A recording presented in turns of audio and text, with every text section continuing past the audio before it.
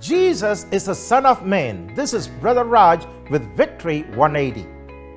यीशु मनुष्य के पुत्र। मैं हूं ब्रदर राज, विक्ट्री 180 में। The Bible says in the book of Daniel chapter 7 verse 13 and 14, Daniel अध्याय 7 वचन 13 और 14 में बाइबल इस तरह से कहती है, मैंने रात में स्वप्न में देखा और देखो मनुष्य के संतान सा कोई आकाश के बादलों समेत आ रहा था और वो उस अति प्राचीन के पास पहुंचा और उसको वे उसके समीप लाए। तब उसको ऐसी प्रभुता, महिमा और राज्य दिया गया कि देश देश और जाति जाति के लोग और भिन्न भिन्न भाषा बोलने वाले सब उसके अधीन हो। उसकी प्रभुता सदा तक अटल और उसका राज्य अविनाशी ठहरा।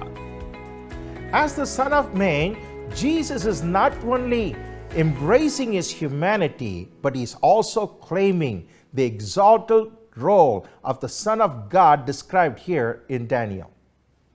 मनुष्य के पुत्र के रूप में यीशु मसीह केवल अपनी मानवता को ही नहीं दिखा रहे हैं, लेकिन दानियल की किताब में मनुष्य के पुत्र के रूप में उसकी जो भूमिका है उसे भी दर्शा रहे हैं। Just like the Son of Man described here, all authority in heaven and on earth was given to Jesus by God. और जैसे यहाँ पर बताया गया है, आकाश और पृथ्वी का सारा अधिकार परमेश्वर ने प्रभु यीशु मसीह को दे दिया। All glory was given to Jesus by God. और सारी महिमा परमेश्वर के द्वारा यीशु मसीह को दे दी गई है। Jesus receives power from God. यीशु मसीह ने परमेश्वर से सामर्थ पाई है। The kingdom of Jesus now encompasses all the nations of the world.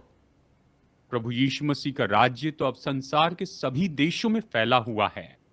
Jesus and his kingdom never will pass away. यीशु मसीह और उसका राज्य कभी नहीं टलेगा। He will reign forever and ever. और वो सदा सदा के लिए राज्य करते रहेंगे। Through the ascended Son of Man, there's a perfect union with humanity and divinity.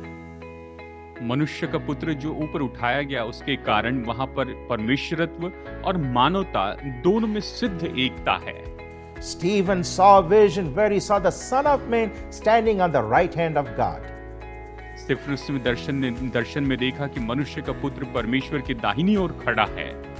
This shows in Jesus, God and man are united throughout eternity.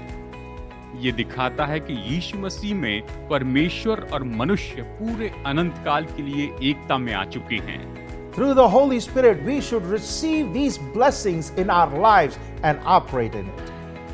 हमारे जीवन में पवित्र आत्मा के द्वारा हमें उसकी आशीषों को ले लेना है और उसमें काम करना है।